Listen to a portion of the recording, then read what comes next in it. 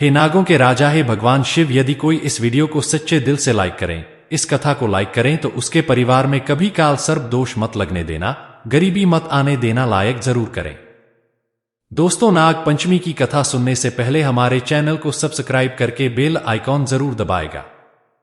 दोस्तों, नाग पंचमी की कथा मात्र चुपके से सुनने से भी आपके सभी पाप खत्म हो जाते हैं, काल सर्प दोष खत्म हो जाता है, पितृदोष पुरानी से पुरानी गरीबी दूर हो जाती है। अगर आप नागपंचमी की पूजा ना कर सके तो आप नागपंचमी की कथा अवश्य सुने, लेकिन याद रहे संपूर्ण फल की प्राप्ति करने के लिए नागपंचमी की कथा अंत तक जरूर सुने, इसे बीच में रोका नहीं जाता। जो व्यक्ति चुपके से भी नागपंचमी की कथा को सुन लेता है तो उसके ऊपर सदैव भगवान भोलेनाथ की कृपा बरसती है, माता लक्ष्मी की कृपा बरसती है। सावन के पवित्र महीने में नागपंचमी की कथा पूरे परिवार को, हर किसी को सुनना चाहिए। सावन जाते जाते भगवान शिव आपकी झोली खुशियों से भर देंगे, इसीलिए कथा को अंत तक जरूर सुने। तो आइए सुनते हैं नागपंचमी की कथा। दोस्त, और प्राचीन काल में किसी नगर में एक सेठ जी रहते थे। उनके 7 पुत्र थे और 7 शादीशुदा थे। 7 पुत्रों की बहुओं में सबसे छोटी बहू सबसे ज्यादा विदुषी, सुशील और संस्कारी थी। एक दिन सबसे बड़ी बहू ने सभी देवरानियों से कहा कि आज घर को लीपने के लिए पीली मिट्टी लेकर आते हैं। सभी बहुएं डलिया और खुरपी लेकर मिट्टी लेने चली गई। जब बहुएं मिट्टी खोदने लगी तब वहां एक सांप निकला। बड़ी बहू उस सर्प को खुरपी से मारने लगी तो छोटी बहू बोली, मत मारो इसे, ये बेचारा तो निरपराध है। ये सुनकर बड़ी बहू ने सर्प को नहीं मारा। तब सर्प एक और जाकर बैठ गया। छोटी बहू ने सर्प से कहा, आप यहां से जाना मत, मैं अभी आती हूं। ऐसा कहकर छोटी बहू सर्प के लिए दूध लेने चली गई। घर पहुंचकर वो अपने कामों में लग गई और सर्प को किया वादा भूल गई। अगले ही दिन जैसे ही उसे ये बात याद आती है तब वह दूध लेकर वहां पहुंची। तब उसने देखा कि सर्प तो वहीं पर बैठा है। सर्प को देखकर वो बोली, भैया मुझे माफ कर दो, मैं अपने कार्यों में लगकर आपसे किया वादा भूल गई। दोस्तों, तब सर्प बोला, मुझसे झूठ बोलने के लिए मैं अभी तुझे डस लेता हूं, लेकिन तूने अंत में सच्चे हृदय से मुझे भैया कहा है, इसीलिए मैं तुझे छोड़ रहा हूं और आज से तू मेरी बहन हुई, तुझे जो चाहिए मांग लेना। छोटी बहू बोली, भैया मेरा कोई नहीं है, मुझे एक भाई मिल गया, मुझे और कुछ नहीं चाहिए, बस जब भी मैं अपने भाई को पुकारूं तो तुम चले आना। कुछ दिनों बाद सावन के महीने में सेठ जी की सभी बहुएं अपने अपने पीहर जाने लगी और छोटी बहू से बोली, तेरा तो कोई पीहर नहीं है, तू कहां जाएगी?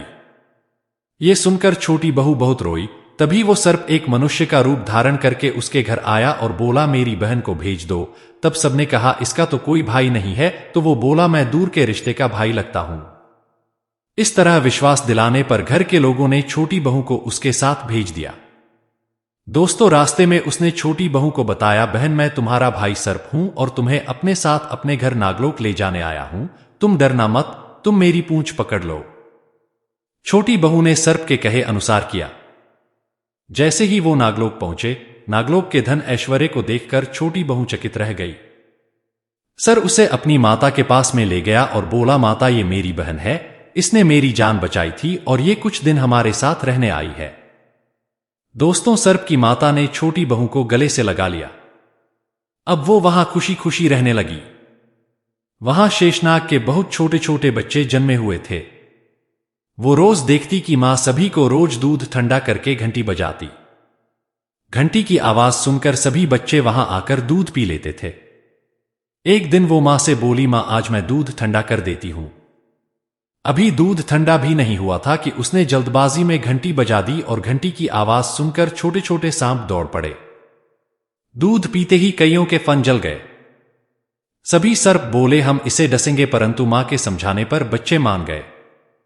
दोस्तों, तब उसके भाई सर्प ने और उसकी मां ने छोटी बहू को हीरे, मोती और जवाहरात देकर उसे विदा कर दिया।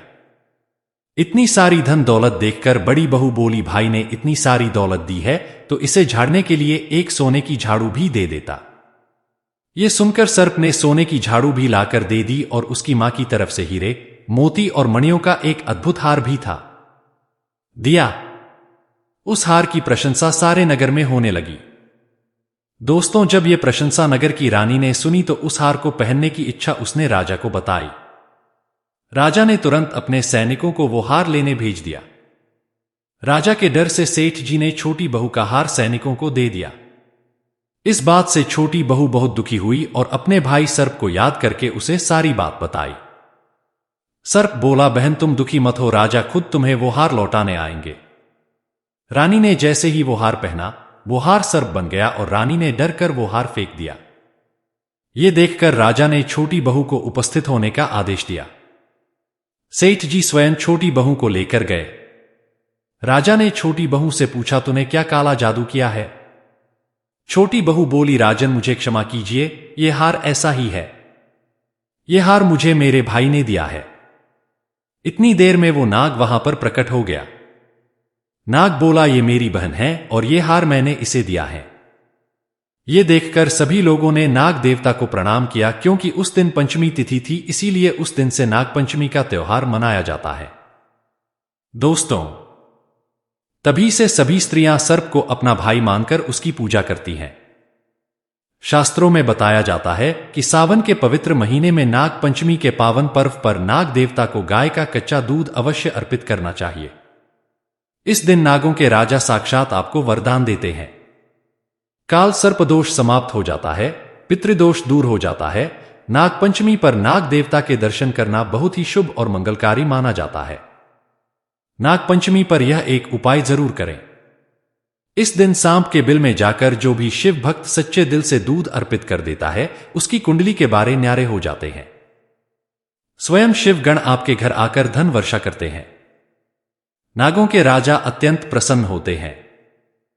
बस आपको सांप के बिल के पास जाना है और किसी भी पात्र में थोड़ा दूध ले ले। अब इस दूध को सांप के बिल के पास रखें और इस दूध से नागपंचमी के दिन अभिषेक करें। नाग देवता अक्सर पीपल वृक्ष के नीचे अपना बिल बनाते हैं, तो आपको थोड़ा दूध लेना है। स्टील के बर्तन में ले ले या स्टील के ग्लास में ले ले, एक बेल पत्र ले ले। अब उस पर चंदन से राम नाम लिखे और सांप के बिल के पास चढ़ा दे। ऐसा करने से भयंकर काल सर्प दोष दूर होता है, 100% दूर होता है। अकाल मृत्यु नहीं होती। आपके घर की रक्षा स्वयं नाग देवता करते हैं। यह उपाय उनके लिए है जो शहर में रहते हैं। तो शहर में पीपल वृक्ष तो अवश्य होता है, तो आप बिल में दूध चढ़ा देना। नाग देवता बहुत खुश होते हैं। वह आपकी रक्षा अनंत काल तक करते हैं। फिर सांप आपका पीछा कभी नहीं करते। आपका भाग्य उदय हो जाएगा, आप धनी हो जाएंगे। अगर यह भी व्यवस्था ना हो तो किसी एकांत जंगल में नागराज के नाम का एक माटी का प्याला ले ले और उसमें दूध डालकर अर्पित कर दे और कहे ही, नागों के राजा, यह दूध मैं आपके लिए अर्पित करने आया हूं। यदि आपके सेवक से कोई भूल हो जाए तो क्षमा करना और चुपचाप घर चले आना। नाग देवता उसे स्वीकार कर लेते हैं और आपकी स्वयं रक्षा करते हैं। आपकी संतान और आपके परिवार की रक्षा करेंगे। सच्चे दिल से कमेंट में लिखे जय नाग देवता ओम नमः शिवाय लायक जरूर कर।